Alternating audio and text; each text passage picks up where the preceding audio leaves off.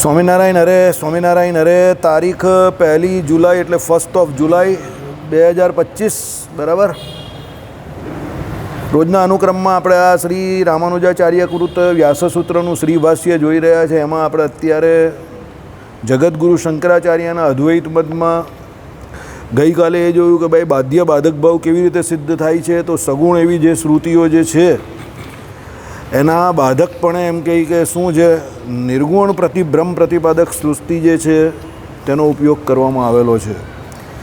એ આપણે ગઈકાલે જોયું કે ભાઈ કેવી રીતે. તો ભાઈ આ બધી જે કોઈ એમ કહી કે નિર્ગુણ બ્રહ્મ સંબંધી, પહેલાં સગુણ બ્રહ્મ સંબંધી એમણે શ્રુતિઓ કહી. યહ સર્વજ્ઞ સર્વવિત પરાસ્ય શક્તિ વીર દેવ શ્રૂયતે સ્વાભાવિકી જ્ઞાન બલ ક્રિયા ચ સત્યકામ સત્ય સંકલ્પ, આ બધી સગુણ સ્મૃતિ છે.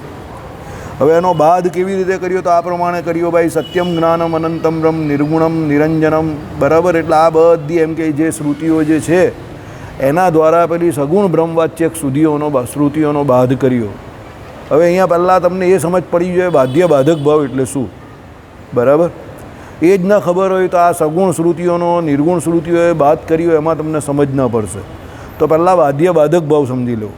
બાધ્ય બાધક ભાવ એટલે શું પહેલાં સમજીએ. બાધ્ય તો જેનો બીજી રીતે ખુલાસો થઈ શકતો એ બાધ્ય, અને જેનો કોઈ બીજી રીતે પછી ખુલાસો થાય નહીં એ બાધક. સમજો, દાખલા તરીકે તમે અંધારાની અંદર દોરડી જોઈ અને દોરડીનું તમને દર્શન થયું, અને એ દર્શન દોરડીનું થાય છે પણ તમારા અંદર મગજમાં શું આવ્યું કે સાપ છે. એટલે તમે સર્પ દર્શન થયું એમ ભય પામી જાઓ છો. એટલે તમને જે સર્પ દર્શનરૂપ દોષ લાગેલો છે તે બાધ્ય છે. સમજો, કારણ કે એ રિયાલિટી, એ વાસ્તવિકતા નથી. તમને જે સર્પ દર્શનરૂપ દોષ છે એ દ્રષ્ટિ દોષ છે, કારણ કે અંધારું છે. એટલે તમને પેલી દોરડીની અંદર જે સર્પ દર્શનરૂપ જે દોષ લાગ્યો એ શું છે, બાધ્ય છે. કોના દ્વારા બાધ્ય છે? તમે પ્રકાશ એટલે લાઇટ ચાલુ કરી એટલે એ બાધ્ય થઈ ગયું. બીજી રીતે એનો ખુલાસો થયો. કેવી રીતે ખુલાસો થયો? જેવી લાઇટ ચાલુ કરી એટલે તમને ખબર પડી અરે આ તો દોરડી છે યાર, સર્પકા છે. એટલે એનો બીજી રીતે ખુલાસો થયો. જેનો બીજી રીતે ખુલાસો થઈ શકે એ બાધ્ય. હવે એનો બીજી રીતે એ સર્પ દર્શનરૂપ દોષ હતો એનો ખુલાસો થઈ ગયો એટલે એ બાધ્ય છે. અને એનો ખુલાસો પછી શું થયો કે એ ભાઈ દોરડી છે.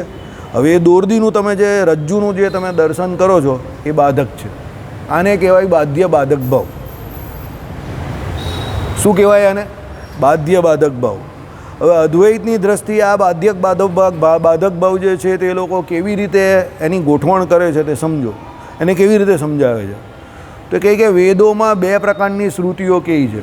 એક સગુણ બ્રહ્મ સંબંધી શ્રુતિઓ અને બીજી નિર્ગુણ બ્રહ્મ સંબંધી શ્રુતિઓ.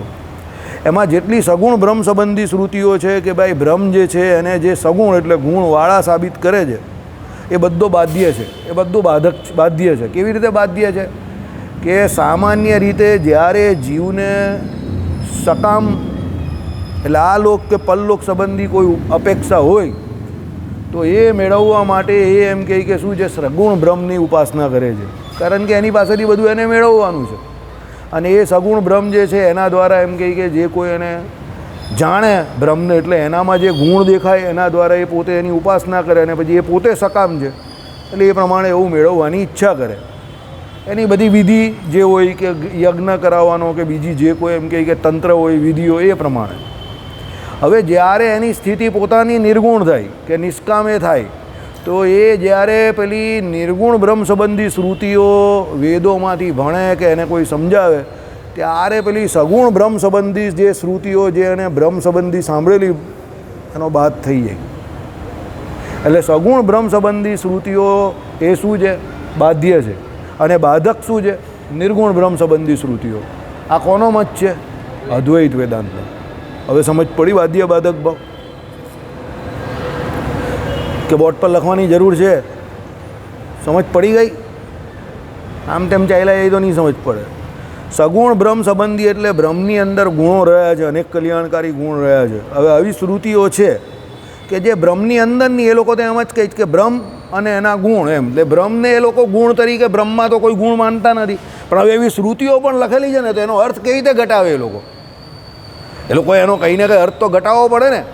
તો એ શ્રુતિનો અર્થ એ લોકો કેવી રીતે ઘટાવે? દાખલા તરીકે ભાઈ આમાં જે કહ્યું જ્ઞાનમ ચ બલમ ચ ક્રિયા છે, એટલે એ શું કહે છે કે ભાઈ એ બધી સગુણ બ્રહ્મ પ્રતિપાદક શ્રુતિઓ છે કે એમાં બ્રહ્મની અંદર આ બધા ગુણો કયા છે, પણ એ બધી બાધ્ય છે. કેમ બાધ્ય છે? એ આપણી એવી અવસ્થા અત્યારે એવી છે એટલે આપણે એ સગુણ બ્રહ્મવાળી શ્રુતિઓ તરફ આકર્ષીએ છીએ. કેવી રીતે? પેલી રજ્જુની અંદર આપને જેમ સર્પ દેખાય છે ને એ પ્રમાણે. પછી જેવો પ્રકાશ થશે એટલે જેવો જ્ઞાન પ્રકાશ થશે કે હું પોતે બ્રહ્મ છું, એટલે પછી એને નિર્ગુણ બ્રહ્મ સંબંધી શ્રુતિઓનો જેવો ખ્યાલ આવશે એટલે પેલી સગુણ બ્રહ્મ સંબંધી શ્રુતિઓ જે છે એનો બાદ થઈ જશે. સમજ પડી ગઈ કે ના પડી? સિમ્પલ વાત છે. તમને ભાવે છે ફરસાણ, વરસાદ પડે છે અને તમને ફરસાણ ભાવે છે અને તમે ફરસાણવાળાની દુકાને ગયા. તમે ફરસાણ આમ લેવાની તૈયારી જ કરતા હતા અને મોડામાં લપું લપું થતું હતું ને ફરસાણ આમ તમે બંધાયું ને બાજુમાં જ એક્ઝેક્ટ શીરાવાળાની દુકાન હતી, ગોળનો શીરો આપતો હતો. હવે તમે જેવું આમ જોયું બાજુમાં એટલે તમને થયું કે આ તો આલું સગુણ છે. કોણ? ફરસાણ. કારણ કે ફરસાણ શરીર માટે સારું નથી એટલું, પણ આ જે શીરો જે છે તે તો નિર્ગુણ છે, કારણ કે તો ચોખ્ખા ઘીનો છે. ભલે 50-100 રૂપિયા વધારે જાય પણ ગોળનો શીરો એ આપતો હોય તો આ ઋતુમાં નડે નહીં, કારણ કે ગોળ તો આ ઋતુમાં બહુ સારો ખાવો.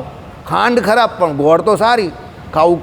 એટલે તમે શું કહું પેલા ફરસાણવાળાને, ભાઈ તારું ફરસાણ રહેવા દે, જો વરસાદમાં ભજીયા ખાવાની મજા આવે એ વાત સાચી, પણ એ સગુણ છે. એટલે તમે બાજુમાં પેલો શીરો દેખાયો, કોનો? ગોળનો શીરો, એટલે ત્યાં જઈને પછી તમે શું લીધું? ગોળનો શીરો લઈ લીધો. એટલે પેલા ગોળના શીરા દ્વારા તમે જે ભજીયા લેવા જતા હતા એનો શું થઈ ગયો? બાદ થઈ ગયો.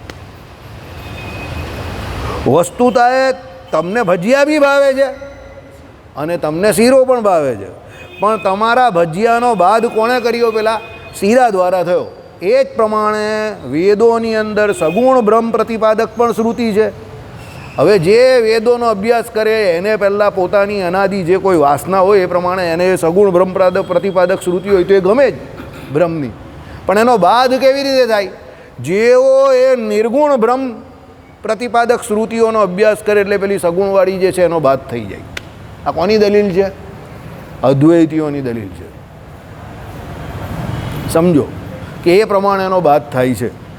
બરાબર? એ લોકો આવું કહે છે કે ભાઈ સગુણ બ્રહ્મ પ્રતિપાદક શ્રુતિઓ પણ છે અને નિર્ગુણ બ્રહ્મ પ્રતિપાદક શ્રુતિઓ પણ છે, પણ સગુણ બ્રહ્મ પ્રતિપાદક શ્રુતિઓનો નિષેધ કરવા માટે કે એનો નિરોધ કરવા માટે નિર્ગુણ બ્રહ્મ પ્રતિપાદક શ્રુતિઓ જે છે તે કે એનો બાદ કરવા માટે છે. નિષેધ કે નિરોધ કરતાં પણ બાદ કરવા માટે એ લોકોનો જે એનો શબ્દ જ એ જ વાપરીએ આપણે, એ મેઇન છે. એ પ્રમાણે એ લોકોએ વાત કરી. હવે આ મુદ્દો પૂરો થયો એટલે પછી એક બીજો ન્યાય આવે છે, સમાન અધિકરણ ન્યાય. મેં તમને કહ્યું ને આમાં બધા નિયમ જ આવશે. અદ્વૈતીઓ શું છે? એક એક કરીને બધા નિયમ બતાવે. અધિકરણ એટલે શું? આધાર. દાખલા તરીકે હૃદય જે છે એને વિશે જીવ પણ રહ્યો છે અને પરમાત્મા પણ રહ્યા છે, તો બંને અધિકરણ સેમ થયા, પણ બંને તત્વોમાં જમીન આસમાનનો ફેર છે. કેવી રીતે? તો વ્યાસજીએ કહ્યું એ પ્રમાણે એક ઝાડ હતું, એની ઉપર 2 પક્ષી રહેતા હતા, એક ઉપરનું પક્ષી અને એક નીચેનું પક્ષી. નીચેનું પક્ષી બધા ફેલ ફતુર કરે છે, પણ ઉપરનું પક્ષી કંઈ બોલતું નથી, સાક્ષી રૂપે એને જોયા કરે છે. અને પેલું નીચેનું પક્ષી જે પ્રમાણે કર્મ કરે છે એ પ્રમાણે પેલું ઉપરનું પક્ષી એને પછી ફળ આપે છે. બરાબર? પણ એનું અધિકરણ જે છે ઝાડ એ શું છે? સેમ છે. રહ્યા છે બંને એક જ ઝાડ પર. સમજ પડે જ કે નહીં પડતી? એમ આપણું હૃદય જે છે એને વિશે કોણ રહેવું છે? જીવ પણ રહ્યો છે અને પરમાત્મા પણ રહ્યા છે. એટલે અધિકરણ સેમ છે. કયું? હૃદય. બરાબર? પણ એની અંદર જીવ જે છે તે પોતે અનાદિ એની કર્મવાળી વાસનાએ કરીને કેવો છે? વાસનિક કે જે કોઈ એમ કહે કે મલિન વાસનાએ યુક્ત કારણ શરીરે યુક્ત છે. પણ ભગવાન રહ્યા છે તે એવા છે? ના. ભગવાન કેવા છે? ન્યુટ્રલ છે. એ તમને જીવ જેવા એને કર્મ કર્યા હશે, જેવું એનું પ્રારબ્ધ હશે તે પ્રમાણે એને ફળ આપશે. એટલે કહેવાનું તાત્પર્ય શું છે? અધિકરણ ભલે સેમ હોય, આ સમાન અધિકરણ કહેવાય, પણ એ અધિકરણ કરતાં વિશેષ જરૂરી શું છે? એની અંદર જે બેઠેલા છે એની કેપેસિટી, એ કોણ બેઠેલું છે? સમજો, જેલની અંદર જેલર પણ રહી છે અને એની અંદર કેદીઓ પણ રહી છે. અધિકરણ સેમ છે જેલ, પણ જે જેલર જે છે તે સજા ભોગવવાવાળો છે અને કેદીઓ છે તે સજા ભોગવવાવાળા છે. એટલે આ પ્રમાણે સમાન અધિકરણ ન્યાય આપણે દેશી ભાષામાં સમજ્યા. આમાં આખી વ્યાકરણની ભાષા અલગ છે, પણ તમને અધિકરણ શબ્દનો અહીંયા અર્થ સમજાવવા માટે મેં આ સમજાવ્યું કે ભાઈ અધિકરણ એટલે શું. એટલે અધિકરણ ભલે સમાન હોઈ શકે, પણ એમાં ફેરફાર પણ થઈ શકે. આ પ્રમાણે સત્તાને લીધે ફેરફાર થાય. જેટલી પરમાત્માની સત્તા છે એટલી જીવાત્માની સત્તા થોડી છે. પરમાત્મા તો કેવા છે? સ્વતંત્ર છે. પણ જીવાત્મા થોડો સ્વતંત્ર છે. જીવાત્માને તો કર્મ કરવાની સ્વતંત્રતા પણ ભગવાનની ઈચ્છાએ કરીને પ્રાપ્ત થઈ છે. કારણ કે ભગવાને વચનામૃતમાં શું કહ્યું? ઈચ્છા શક્તિ, ક્રિયાશક્તિ અને જ્ઞાન શક્તિ એના પ્રેરનાર કોણ છે? તો ભગવાન છે. કેમ? એના પૂર્વના કર્મને અનુસારે એને ભગવાન પ્રેરે છે. સમજો, તમને ને મને બધાને ભગવાને ઈચ્છા શક્તિ, ક્રિયાશક્તિ, જ્ઞાન શક્તિ કોમનલી આપી છે. પણ કોઈ કામ ધંધામાં એનો ઉપયોગ કરે છે, કોઈ બૈરી છોકરાનું પાલન પોષણ કરવામાં કરે છે, ચોર ચોરી કરવામાં કરે છે, બીજા જે કોઈ ઠગાઈ હોય તે નેતાઓ એ પ્રમાણે એનું કામ કરવામાં કરે છે. બધા પોતપોતાના હિસાબે એનો ઉપયોગ કરે છે, ઈચ્છા શક્તિ, ક્રિયાશક્તિ ને જ્ઞાન શક્તિનો. પણ જે ભગવત ભક્ત છે તે કોના માટે એનો ઉપયોગ કરે છે? કે ભગવાન સંબંધી જે કોઈ ક્રિયાઓ કે સેવાઓ કરીને મારે શું છે? ભગવાનને રાજી કરીને મારે મારો મોક્ષ કરવાનો છે. તો ઈચ્છા શક્તિ, ક્રિયાશક્તિ ને જ્ઞાન શક્તિ ત્રણે છે કોમન, પણ બધા એનો ઉપયોગ અલગ અલગ કરે છે. એ પ્રમાણે અંદર જે પ્રેરક ભગવાન જે છે તે પણ બધાને અલગ અલગ લેવલની ઈચ્છા શક્તિ, ક્રિયાશક્તિ ને જ્ઞાન શક્તિ આપે છે. સમજો, પેલા ભાઈ જે આ ભાઈ જે બેઠેલા છે એને ગૌશાળામાં કામ કેવી રીતે કરવું એટલી ઈચ્છા શક્તિ, ક્રિયાશક્તિ ને જ્ઞાન શક્તિ આપેલી છે. સમજો, તમને શું છે એ પ્રમાણે તમને આપેલી છે. તમારે તમારું કામ કેવી રીતે કરવું એના માટે તમને એ પ્રમાણે આપેલી છે. હવે તમને આપેલી તમે કહું કે મને જેવી આપી એ પ્રમાણે હું કામ કરું જ ને? ના, ભગવાન એમાં શું છે? તમારા કર્મનો ભગવાન આધાર રાખે છે કે તમે પૂર્વે જે કર્મ કરેલા જ તેને અત્યારે જે કર્મ કરો છે એ પ્રમાણે.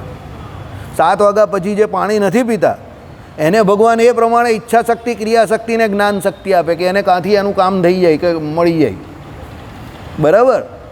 એટલે ઈચ્છા શક્તિ, ક્રિયાશક્તિ ને જ્ઞાન શક્તિ કોમન છે, પણ પેલા કર્મ અલગ અલગ છે. એટલે એ પ્રમાણે બધા જીવને એ આપે છે ભગવાન અલગ અલગ ફિલ્ડને રિલેટેડ અલગ અલગ.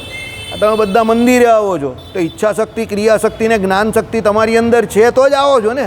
બાકી આખા ગામમાં લોકો અત્યારે શું છે? કામ ધંધાથી નવરા પડે તો કાં ટીવી જોતા હોય, કાં મોબાઈલમાં ચડતા હોય, કાં પછી ઘર સંસારમાં રચ્યા પચ્યા બસ્યા હોય. અરે કેટલા વૃદ્ધ લોકો રિટાયરમેન્ટ આખો દિવસ નવરા ધૂપ જેવા બેઠેલા હોય, પણ 5 મિનિટ પણ ભગવાન માટે નહીં કાઢી શકતા. ત્યારે આપણે એમ થાય કે આખી જિંદગી તો બિચારાએ વહીતરું કર્યું બાયરી છોકરા માટે, અને છેલ્લે એના જીવ માટે 10, 15, 20 વર્ષ ભગવાને આપેલા છે, એમાં પણ એ મંદિર ના આવી શકતો. શાસ્ત્રોનો જે અભ્યાસ પોતે તો કાથી કરવાનો? પહેલાં એના કાને કરીને એની કથા વાર્તા તો ભગવાનની શ્રવણ કરે તો કંઈ એમાં કંઈક બીજ કંઈ બંધાય ને. હવે એનામાં ઈચ્છા શક્તિ, ક્રિયાશક્તિ ને જ્ઞાન શક્તિ નથી. 58 વર્ષ સુધી એણે નોકરી કરી હોય, ગવર્મેન્ટનો કર્મચારી હોય અને મોટા મોટા ખાતા સંભાળતો હોય, તો એને તો ભગવાને ઈચ્છા શક્તિ, ક્રિયાશક્તિ ને જ્ઞાન શક્તિ તો આપેલી જ છે. IAS છે, IPS છે, તો એને કંઈ ઓછી થોડી બુદ્ધિ છે જ. પણ એની એ બુદ્ધિ ભગવાને કેવી આપી છે? એણે જે વેપાર કે વ્યવહાર કર્યો તે વ્યવહારિક બુદ્ધિ છે. મોક્ષ કરવાની એને બુદ્ધિ નથી, એટલે ભગવાને એને કુશાગ્ર બુદ્ધિવાળો કહ્યો નથી. વચનામૃતમાં ભગવાને એને શું કહ્યું? એની તો એમ કહે કે જગત વેપારને વિશે બનેલી એમ કહે કે શું છે? વ્યવહારિક બુદ્ધિવાળો એને જાણવો, પણ એની બુદ્ધિ એના મોક્ષમાં એ ઉપયોગ નહીં કરતો, એટલે એને અમે કુશાગ્ર બુદ્ધિવાળો કહેતા નથી. અને પેલો બિચારો 40 વર્ષનો હોય અને એને ભગવાને એવી બુદ્ધિ આપી હોય, તો હમણાં આપણા હીરા બજારવાળા જે કોઈ હરિભક્તો છે એ પ્રમાણે કે હમણાં મંદિર ચાલે તો પેલો 6 વાગ્યાનો મંદિર આવીને ભજન કરવા બેસી જાય. હવે તો એની 40 વર્ષની જ ઉંમર છે, તે તો કેટલો યંગ છે.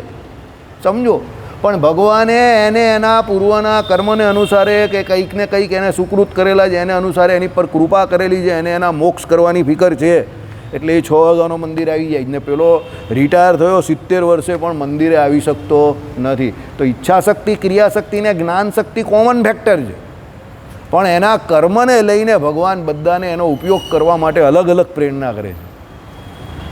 ભગવાનની પ્રેરણા તમારા કર્મોને આધીન છે. પ્રાથમિક કર્મ કરવાની ભગવાનને અપેક્ષા છે કે તમારે શું કરવું છે, એટલે પ્રાથમિક કર્મ તમારે કરવું પડે. આજે તમે સ્પેશિયલી મંદિર આવ્યા, સમજો, આટલા વખત પછી સત્સંગમાં બેઠા, તો તમે કંઈ ને કંઈ ઘરેથી વિચારીને આમ તેમ ગમે ત્યાં ગયા હશો કે ત્યાંથી આજે મંદિર જવું છે એવું વિચાર્યું હશે, તો તમે અહીંયા પહોંચી ગયા. પણ જો આજે પણ તમે કોઈ બીજો લક્ષ્ય લઈને જ આવ્યા હતા તો આજે સભામાં નહીં બેઠા હતા, બીજે જ ગયા હતા જેમ રોજ જાઓ છો તેમ. તમે કલાક, 1.5 કલાક, 2 કલાક પહેલાં એવું વિચાર્યું હશે કે ના આજે મંદિર જવું છે આ ટાઈમ પર, તો તમે અહીંયા આવી ગયા. એટલે તમે પ્રાથમિક કર્મ કર્યું, એટલે અંદર બેઠેલા પેલા ભગવાને એ કહ્યું કે ના આજે આને મંદિર જવું છે, ચાલો પહોંચાડી દઈએ, તો પહોંચાડી દીધા. સમજો, ઘણી વખત બહુ વરસાદ થતો હોય, તમને એમ કે આજે હાલો ભી પડી જવાની, મંદિરે જવાશે નહીં જવાશે, 6 વાગે પછી તમે ભગવાનને પ્રાર્થના કરો, ઠાકોરજી કંઈ રસ્તો કાઢજો યાર, જોઈ લેજો, દિવસ નહીં પડે. એટલે ધીરે ધીરે ધીરે ધીરે ધીરે વરસાદ છે ને મંદ મંદ ગતિનો થાય અને આરતી થવાના સમય પર રસ્તો ખુલ્લો થઈ જાય ને પછી તમે આવી જાઓ શાંતિથી. સમજો, કહેવાનું તાત્પર્ય શું છે કે ભગવાન જે છે તે તમારા જે પછી દેશકાર, ક્રિયા, સંઘ, મંત્ર, દીક્ષા, શાસ્ત્ર, ધ્યાન, આ બધા 8 તો છે જ, અને બધાનું પોતપોતાના હિસાબે જે કોઈ હોય તે વજન તો છે જ. સમજો, પણ તમારા પ્રાથમિક કર્મની ભગવાન અપેક્ષા રાખે છે, એવું નહીં કે નહીં રાખતા. એટલે આપણું પ્રાથમિક કર્મ શું હોવું જોઈએ? ભાઈ મારે મારો મોક્ષ કરવો છે, દુનિયા ગઈ તેલ પીવા, એ ભેળે જેટલું બીજાનું બી સારું થાય અને ભગવાન રાજી થાય અંતર્યામી પણ રહીને, એ મારે કામ કરવું છે. બાકી બીજી કોઈ લાલસા નહીં કે ભાઈ મારે સોશિયલ મીડિયા એક્ટિવિસ્ટ બની જવું છે, કે મારે આખા જગતને સત્સંગી બનાવી દેવું છે, કે બધાને સ્વામિનારાયણનું નામ ભજતા કરી દેવા છે, સંપ્રદાય માટે કંઈ કરી નાખવું છે. અરે સંપ્રદાય બહુ મોટી વસ્તુ છે, હું મારા માટે પહેલાં કરું. સમજો, ઘણા લોકો કંઈ રાષ્ટ્ર માટે કંઈ કરી નાખવું છે. અરે ભાઈ તારા ઘરમાં અલ્લાહ કુસ્તી કરે, તું રાષ્ટ્ર માટે શું કરવાનું? બધી બહુ મોટી મોટી વાત નહીં કરો.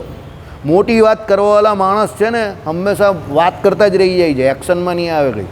નાના કામથી શરૂઆત કરો. તમારા બાજુમાં જે ગટરના ઢાંકણા ઉભરાય જ ને પહેલાં વરસાદના પાણીમાં, એ ગટરના ઢાંકણા કેવી રીતે ઉભરાતા બંધ થાય ને તમે પહેલાં એમાંથી કેવી રીતે ચાલતા ચાલતા બહાર નીકળી જાઓ ને, એ વિચારો. આ કામ બહુ સામાન્ય છે, પણ પહેલાં એ વિચારો કે તમે તમારા પગ બગાડ્યા વગર એ ગટરના ઢાંકણાનું પાણી આવતું કેવી રીતે બંધ થઈ જાય, એ નાનામાં નાનું કામ કરો. પહેલાં શુદ્ધિકરણ પહેલાં ત્યાંથી શરૂ કરો. સમજો, બહુ મોટી મોટી નહીં છોડવાની, આને સુધાર નાખો જ, પેલાને સુધાર નાખો જ, આખા જગતને પાંદરે સ્વામિનારાયણનું નામ દેવડાવવું છે. હવે એ સ્વામિનારાયણ ભગવાનનો સંકલ્પ છે, તો સ્વામિનારાયણ ભગવાન દેવડાવશે. તમારામાં આવડત હશે તો તમને નિમિત્ત બનાવશે, ન હશે તો ન બનાવશે. ભગવાને શું કહ્યું? સત્સંગ વધવો કે સત્સંગ ઘટવો કોના હાથમાં છે? શ્રી કૃષ્ણ નારાયણના હાથમાં જ. તો ભાઈ તમે શું કામ ચિંતા કરો છો એટલી બધી? તમારે સાહજિકતાથી જેટલું થાય એટલું કરીને છોડી દેવાનું, એની બહુ ચિંતા થોડી કરવાની જરૂર છે. તમારે એને ખભા પર લઈને શું ફાયદો? આપણા ધારવાથી કે આપણા કરવાથી જો ગુయ్યા ઉખડતી હોય, સમજો, તો આપણે દુનિયામાં આવીને કેટલું કામ કરી નાખ્યું હોય ને કેટલું બધું બદલી નાખ્યું હોય. પણ તમે તમારા 20, 30, 40 વર્ષના અનુભવથી જોઈ લો કેટલી દુનિયા તમે બદલી, કેટલા ટકા લોકોને તમે બદલી શક્યા. અરે તમારા ઘરના લોકોને કેટલાને બદલી શક્યા? તારા છોકરાને તું મંદિર લાવી શકે છે? તારા ભાઈને તું મંદિર લાવી શકે છે? તમે તમારા છોકરાને મંદિર લાવી શકો છો? મળી ગયો જવાબ તમને. તમારા છોકરાને તમે મંદિર લાવી શક્યા? કાં ચાલ્યો ગયો? ઘરે જ છે ને. હવે કાં જવાની વાત કરે છે? બસ this time in Africa. પતી ગઈ વાત, સવાલનો જવાબ મળી ગયો. બરાબર. હું લોકોમાં અપ્રિય એટલે છું, અને હું બોલું છું ને તો સીધું અહીંયા જ લાગે પેલાને. हेलमेट वगैर कपिल देव का फुल टॉस वो भी बिना हेलमेट के सीधा छाती पे लगता है. समझो, જ્યાં આપણે આપણા નજીકના માણસને જેની જોડે જમવા બેસીએ છીએ એની લાઈફસ્ટાઈલ ચેન્જ નહીં કરી શકતા ને આપણે એમ કહીએ આખા સંપ્રદાયને બદલી નાખીશ, આખા રાજ્યને બદલી નાખીશ, આખા દેશને બદલી નાખીશ, પાંદરે સ્વામિનારાયણનું નામ. અરે ભાઈ ઘડી practical, let's be practical about that. તારા ઘરમાં તું બીજાને સ્વામિનારાયણનું નામ નથી દેવડાવી શકતો, બાપ છોકરાને મંદિર નહીં લાવી શકતો, છોકરો બાપને નહીં લાવી શકતો, ભાઈ ભાઈને નથી લાવી શકતો, તો પછી યાર આટલી મોટી મોટી. જય સ્વામિનારાયણ. પ્રેક્ટિકલ બનો.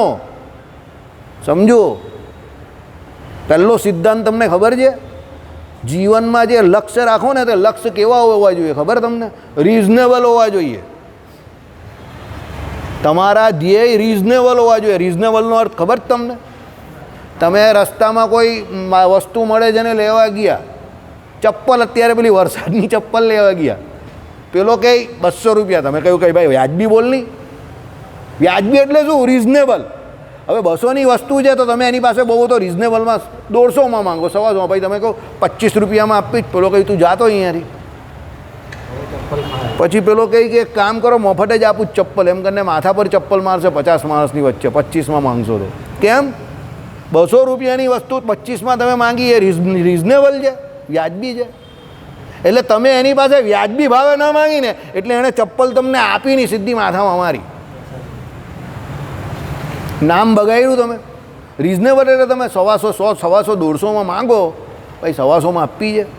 આમ એવી શાંતિથી પેલા 4 ઘરાકો એની વચ્ચે નહીં, પેલો કે લઈને ચાલ્યા હોય, એ બરાબર છે, ઓકે. એમ તમારા ગોલ રિઝનેબલ હોવા જોઈએ. સમજો કે ભાઈ આ હું કરી શકીશ, કેટલા સમયમાં કરી શકીશ, તો એ પ્રમાણે કરો તો સફળતા મળશે. હા, આજે મેં પુરાણમાં એક જગ્યા પર સાંભળ્યું, ચોરી કરવાનું બી ચોગડિયું આવે છે. અમુક ચોગડિયામાં ચોરી થાય ને તો તમારો માલ પાછો નહીં મળે. રાવણે જે ચોગડિયાની એટલે જે નક્ષત્રની અંદર સીતાજીનું અપહરણ કરેલું ને, એવું નક્ષત્ર હતું કે એમાં એનું આખું કુટુંબ સાફ થઈ જાય. એ કોને ખબર હતી? ખબર જ તમને? જટાયુને. જટાયુ કહી કે એણે એવા સમય પર સીતાજીનું અપહરણ કર્યું છે કે એનું કુટુંબે સહિત નાશ થવાનો છે. રામચંદ્ર ભગવાનને કહેલું. એટલે તમારે ખાલી યુદ્ધ જ કરવાનું છે, બાકી બધું કામ થઈ જશે. ભગવાનને તો ખબર જ હોય.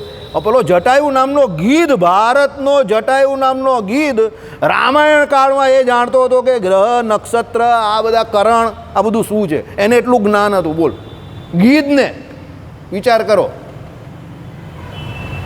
બરાબર? એટલે આપણે એવું લાગે કે બધું એમને એમ જ ચાલે છે. કોઈ બધું પોતપોતાના, એ નહીં ખબર, પણ એ મુક્ત જ હશે, 100% મુક્ત જ હશે. આ બધા મુક્તો જ આવેલો હોય ભગવાનની જોડે, જે આવે ને લીલા કરવા, બધા મુક્તો જ હોય. હમણાં જ મારી હરિપ્રકાશ શાસ્ત્રી જોડે પરમ દિવસે જ વાત થયેલી કે ભગવાન જોડે જે કોઈ આવે ને, આપણે કહીએ ને ટીમ મેમ્બર, એ બધા મોસ્ટલી મુક્તો જ હોય. કારણ કે એ બધા એવા જીવ હોય ને, એ લોકોના જે કેરેક્ટર હોય ને, એ લોકો જે પાત્ર નિભાવતા હોય, એ કોમન માણસ નહીં કરી શકે. બરાબર? ચાલો, એટલે અહીંયા આપણે હવે આ સમાન અધિકરણ ન્યાય સમજવાનો છે, શાંતિથી સમજવાનો છે. ધીરે ધીરે સમજશું, ધીરે ધીરે ચલાવશું. અધિકરણ એટલે શું? એનો આધાર, સરખો આધાર જે કહેવાય એને સમાન અધિકરણ. આપણે જે હૃદયની વાત કરીએ એ પ્રમાણે કે હૃદયને વિશે જીવ પણ રહ્યો છે, ભગવાન પણ રહ્યા છે. એટલે એ અધિકરણ હૃદય જે છે તે કેવું છે? સમાન છે, પણ બંનેના રોલ અલગ અલગ છે. આગળ જઈએ હવે આમાં. તમે કહેશો કે સત્યમ જ્ઞાનમ એ શ્રુતિમાં સત્ય, જ્ઞાન વગેરે ધર્મો એટલે ગુણરૂપે જોવામાં આવે છે. બરાબર ને? આપણે તો એવું જ માનીએ જ ને. આપણે તો જેવું આમાં આ લોકોએ કહ્યું ત્યારે જ કહેલું, પહેલેથી જ અહીંયા ચલાવીએ જ ત્યારથી આપણે કહીએ કે ભાઈ સત્યમ જ્ઞાનમ અનંતમ બ્રહ્મ. એમાં સત્ય કેવું કે જ્ઞાન કેવું કે અનંતમ કેવું, આ ત્રણે આપણે એ ભગવાનના શું માનીએ છીએ? પાછળ જે ભ્રમ લાગે છે એના વિશેષણ માનીએ છીએ. કેમ? આપણે કોણ છે? વિશિષ્ટતા દ્વૈતીઓ છે. એટલે આપણે ગુણી ભાવમાં માનીએ છીએ. બરાબર છે ને? સાચી વાત છે ને? એટલે શંકા કરી આપણાવાળાએ કે ભાઈ સત્યમ જ્ઞાનમ અનંતમ બ્રહ્મ, એમાં સત્ય તમે કેવું તે, જ્ઞાન તમે કેવું તે, અને અનંતમ તમે કેવું તે. એ ત્રણ જે લક્ષણ કયા કે ગુણ કયા, એ કોના છે? પેલા બ્રહ્મ શબ્દના છે. એટલે બ્રહ્મ અહીંયા શું છે? વિશેષ્ય છે. અને વિશેષણ કોણ છે? સત્યમ, જ્ઞાનમ અને અનંતમ. સત્યમ એટલે ત્રિકાળ બાધિત, પહેલાં સમજી લઈએ બાજુ. જ્ઞાનમ એટલે શું છે? જ્ઞાન નામનો ગુણ જેનામાં છે તે. બરાબર? એટલે આપણે અહીંયા જ્ઞાનમ તરીકે જો ભગવાનનું જોઈએ તો સર્વજ્ઞ, સર્વવિત, એક કાળા વિછિન્ન અનંતકોટી બ્રહ્માંડમાં જેટલા પણ જીવ છે એ બધાના કર્મો ભગવાન એક સાથે જાણે. એ ભગવાનનું શું છે? જ્ઞાન છે. જો પોતાના વિશે જાણવું એ તો કોઈ ભગવાનને પ્રોબ્લેમ જ નથી. આઈડિયા આવ્યો કે નહીં આવ્યો? ભગવાનને હું બધાને, ભગવાનને તો ગીતાજીમાં ભગવાને ન કહ્યું અર્જુનને, ભાઈ મારા ને તારા, મારા ઘણા બધા અવતાર થઈ ગયા છે, તારા ઘણા બધા જન્મો થઈ ગયા છે, તારા જે જન્મો થયા તે હું જાણું છું, મારા ઘણા બધા અવતાર થયા તે પણ હું જાણું છું, પણ તું તારા પણ નહીં જાણતો કે મારા પણ નહીં જાણતો. સાચી વાત છે ને? કારણ કે અર્જુનજી ત્યાં મનુષ્ય રૂપે વર્તે છે. બરાબર છે? આપણે બી એવું જ છે ને. આપણે આના આગલા જન્મમાં શું હતા તે આપણે નહીં ખબર. ભગવાનના ઘણા અવતાર થઈ ગયા આપણે અત્યારે ખબર છે. કોના દ્વારા ખબર છે? શાસ્ત્રો યોનિ દ્વારા, શાસ્ત્રો દ્વારા. બાકી આપણે કોઈ અવતાર જોયા થોડા છે? કદાચ એ અવતાર થયા હશે ત્યારે આપણે હોઈશું પણ ખરા, એવું સમજો. પણ આપણે ત્યારે ખબર ન હશે કે આ ભગવાન છે. આઈડિયા આવ્યો? એ બાબતનો ત્યારે આપણે નિશ્ચય નહીં હતો કે આ ભગવાન છે, પણ કોઈ કૃપા દ્રષ્ટિ કંઈ ને કંઈ આપણા કોઈ નાના નાના કંઈક કર્મ હશે કે જેને કારણે આપણે કંઈક ઉપયોગમાં કોઈ હરિભક્તના કે ભગવાનની કોઈ નાની સરખી કોઈ સેવામાં આમ તેમ કંઈ દ્રષ્ટિ બસ્તી ભગવાનની આપણી પર પડી હશે, એટલે એ ભગવાનની કૃપાને કારણે આપણે બધા અત્યારે આવો ભાઈ બરફા આપણે બધા સરખા કાં ભેગા થયા છે આ સત્સંગને વિશે શું કહેવાય, આવો ભાઈ બરફા આપણે બધા સરખા, બરાબર ને? એટલે કહેવાનો મતલબ શું છે કે પરમાત્માની કૃપાએ કરીને આપણે બધા અહીંયા ભેગા થયા છે, બરાબર છે? એટલે એ સત્યમ જ્ઞાનમ અનંતમ એ ત્રણને આપણે શું વિશેષણ માનીએ? અનંતમ. અનંતમ એટલે શું? સર્વવ્યાપક છે ભગવાન, એવી કોઈ જગ્યા નથી અણુ સરખી પણ એવી અનંતકોટી બ્રહ્માંડમાં કોઈ એવી જગ્યા મને બતાવો જ્યાં ભગવાન ન હોય, બરાબર? ભગવાન કેવા છે? સર્વવ્યાપક, વિભુ છે. એટલે આ ત્રણ એ ભગવાનના શું છે? બ્રહ્મ જે પાછળ લાગ્યું એના શું છે? વિશેષણ છે. આપણે એવું માનીએ છીએ. પહેલું વિશેષણ કયું? સત્ય. બીજું વિશેષણ કયું? જ્ઞાન. અને ત્રીજું કયું? અનંત. બરાબર? એટલે એ ભગવાનમાં અનંત શબ્દમાં ઘણું બધું આવે. અનંત કલ્યાણકારી ગુણવાળા પણ છે એ ભગવાન. સ્વરૂપે કરીને તમે કહો કે સ્વભાવે કરીને તમે કહો, બધું ઘણું બધું. હવે એ જો પેલો ટીકા કરવા કોઈ બેસે ને અત્યારે તો આની ઉપર 5 વર્ષ બી કાઢી નાખે બહુ હોશિયાર માણસ. સત્યમ જ્ઞાનમ અનંતમ પર જ 5 વર્ષ તમને અહીંયા બેહાડી રાખે. એવા લોકો પણ છે ભારતમાં, મહાન વિદ્વાન લોકો. કારણ કે એ લોકોને તમે બ્રહ્મ સંબંધી કોઈ પણ ચર્ચા કરવાનું કહો એટલે એ લોકો ચાલુ કરે તો પૂરું જ નહીં થાય. એ લોકોનું શરૂ પણ કરે એટલે પૂરું થવાની વાત જ નહીં. એવા ધરખમ લોકો છે ભારતમાં, બરાબર? આપણી તો એવી કંઈ કેપેસિટી નથી. હા, એક ભાઈ એવા છે રાવણ ઉપર 9 દિવસ કથા કરે છે. રાવણ ઉપર, રામ પણ નહીં, રાવણ પર. તમે વિચાર કરો યાર, એવા માણસ. ગુજરાતી વક્તા છે આપણા રાજેન્દ્ર પ્રસાદ ભટ્ટ, રામાયણની ચોપાઈ બહુ સરસ ગાઈ છે. અદ્વૈતી જ છે કદાચ, પણ એ કહે કે હું રાવણ પર 9 દિવસ કથા કરી શકું છું. એ કેમ કહે છે ખબર? જ્યારે રામચંદ્ર ભગવાને પેલા રામેશ્વર મહાદેવનું સ્થાપન કરેલું ત્યારે બ્રાહ્મણ તો જોઈએ ને સ્થાપન કરવા માટે. તો લંકાથી કોણ આવેલો બ્રાહ્મણ તરીકે? રાવણ આવેલો અને સીતાજીને લઈને આવેલો, એવું કહે છે. અમુક રામાયણ ઘણા બધા છે, એટલે અમુક રામાયણ એવું કહે છે સીતાજીને લઈને આવેલો રાવણ, અને રામચંદ્ર ભગવાનને સીતાજીને સાથે બેસાડેલા, અને શિવજી જે છે રામેશ્વર ભગવાન એનું સ્થાપન કર્યું, અને છેલ્લે બ્રાહ્મણ તરીકે એણે રાવણે રામને આશીર્વાદ શું આપ્યો ખબર? શત્રુ વિજયી થાવ. શું આશીર્વાદ આપ્યો? શત્રુ વિજયી થાવ. જેના માટે તમે આની સ્થાપના કરી છે રામેશ્વર મહાદેવની, શત્રુને જીતવા માટે. એ શત્રુ વિજયી થાવ. હવે શત્રુ કોણ હતો? એ પોતે જ હતો. इसका कैरेक्टर कुछ पकड़ में नहीं आ रहा है, समझो. એટલે એણે પોતે હારવા માટે રામચંદ્ર ભગવાનને ત્યાં એટલે બ્રાહ્મણ તરીકે ભાઈ ગયા, રામેશ્વર મહાદેવની એણે સ્થાપના કરી, સીતાજીને જોડે લઈ ગયા. કારણ કે સીતાજી રામચંદ્ર ભગવાન બંને સહજોડે સ્થાપના કરે ને, અને પછી પાછા એ ત્યાં એણે બ્રાહ્મણ તરીકેની પૂરી સેવા બજાવી, અને વિધિ જે છે તે પૂરેપૂરો કર્યો એણે, સમજો. અને ભગવાન રામચંદ્રજીને પાછો આશીર્વાદ પણ આપ્યો. ભગવાને આશીર્વાદ લીધો, કારણ કે રાવણ જાતીય કરીને કોણ હતો અને ભગવાન કોણ હતા?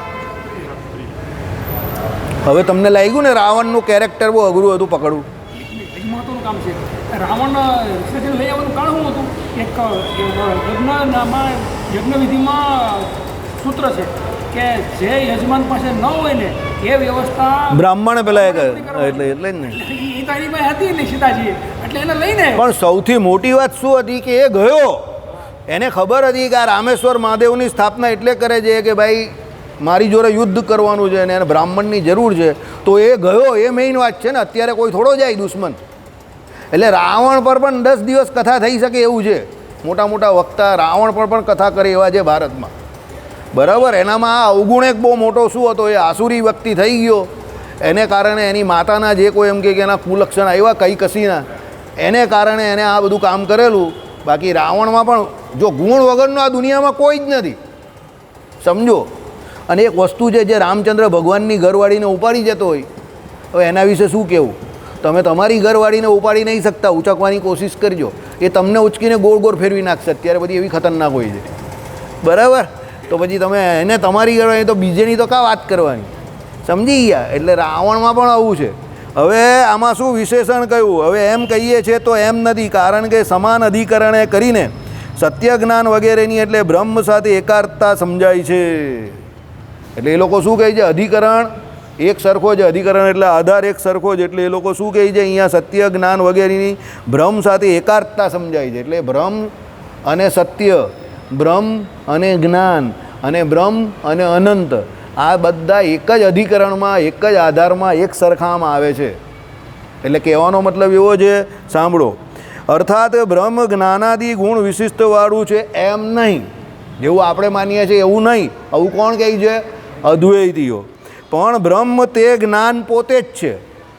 એટલે સમાન અધિકરણ થયું ને, એક જ અધિકરણમાં બધા આવી ગયા એમ. આપણે સમાન અધિકરણમાં હા, આ સ્વસ્વગત ભેદ જે છે ને એની વાત કરી કે ભાઈ એ લોકો શું કહે છે? જ્ઞાન એ બ્રહ્મનો ગુણ નથી. જ્ઞાન અને બ્રહ્મ બંનેનો એક જ અર્થ થાય છે. એટલે સમાન અધિકરણનો આ લોકોએ શું અર્થ કર્યો? એક જ લાઇનમાં છે બંને, બે અલગ અલગ લાઇનમાં નથી. સમજો, આપણે શું કહીએ છીએ? ભગવાનમાં જ્ઞાન નામનો ગુણ રહેલો છે. એટલે ભગવાન શું છે? જ્ઞાતા, અને જ્ઞાન નામનો ગુણ ભગવાનમાં રહ્યો. ભગવાનમાં સત્ય નામનો ગુણ રહ્યો. ભગવાનમાં અનંત નામનો ગુણ રહ્યો. એટલે બ્રહ્મની અંદર. સમજો, બરાબર? આપણે આ પ્રમાણે કહીએ છીએ. એ લોકો એવું નહીં કહેતા. એ લોકો શું કહે છે? જ્ઞાન અને બ્રહ્મ બંને એક જ થાય છે, કારણ કે સત્યમ જ્ઞાનમ એ શ્રુતિમાં બ્રહ્મ સત્ય અસ્તિત્વ એટલે સત્તાવાળું છે, જ્ઞાનવાળું છે. એટલે એ લોકો શું કહે છે? બ્રહ્મ પોતે જે છે એનું અસ્તિત્વ કેવું છે? સત્યવાળું છે. સત્ય નામનો ગુણ એનામાં નથી, પણ એની અસ્તિત્વ જે છે તે ત્રિકારબાધિત એના અસ્તિત્વને લઈને એને સત્ય કહ્યું છે, સત્યમ કહ્યું છે. એનામાં વિશેષણ નથી, પણ એના અસ્તિત્વને કહેનારી લાઈન છે એમ. સમજ્યા? બીજું શું કહ્યું? જ્ઞાનવાળું છે એમ નહીં, બ્રહ્મ પોતે જ જ્ઞાન છે. શું કહે છે? બ્રહ્મ પોતે જ જ્ઞાન છે. એટલે શું કહ્યું? જ્ઞાનવાળું છે એમ પ્રત્યય નહીં લગાડતા. બ્રહ્મ તે સત્ય છે, જ્ઞાન છે એમ સમાન અધિકરણીએ કરીને અભેદનું પ્રતિપાદન કરેલું છે. સમજો, એટલે એ લોકો આ પ્રમાણે સમાન અધિકરણ કહે છે. સમજ પડી ગઈ કે બ્રહ્મ અને એનામાં રહેલા ગુણ એ પ્રમાણે નહીં. બ્રહ્મ એટલે સત્ય, બ્રહ્મ એટલે જ્ઞાન. બરાબર? તમને થોડું સમજવામાં તકલીફ પડશે, પણ જેમ જેમ જેમ તમે અદ્વૈત વેદાંતનો અભ્યાસ કરતા જશો તેમ તેમ તેમ સમજમાં આવશે. પણ યાદ રાખજો, સમજીને આને છોડવાનું છે, પકડવાનું નથી. આ પણ માયા જેવું જ છે જ્ઞાન, કે એને સમજીને શું કરવાનું છે? છોડવાનું છે, પકડવાનું નથી. પણ એને સમજવું એટલે જરૂરી છે કે એને સમજશો તો આપણું સાચું વધારે સારી રીતે સમજ પડશે. આપણે શું કહીએ છીએ કે બ્રહ્મ એટલે ભગવાનમાં સત્યમ, જ્ઞાનમ અને અનંતમ, ત્રણે ત્રણ કેવા રહેલા છે? ગુણ રહેલા છે. હવે અનંત કલ્યાણકારી ગુણ એ ભગવાનમાં રહેલા છે. સમજો, ત્યારે એ લોકો શું કહે છે? બ્રહ્મ સત્ય, જ્ઞાન એ જ બ્રહ્મ, અને અનંત એ જ બ્રહ્મ.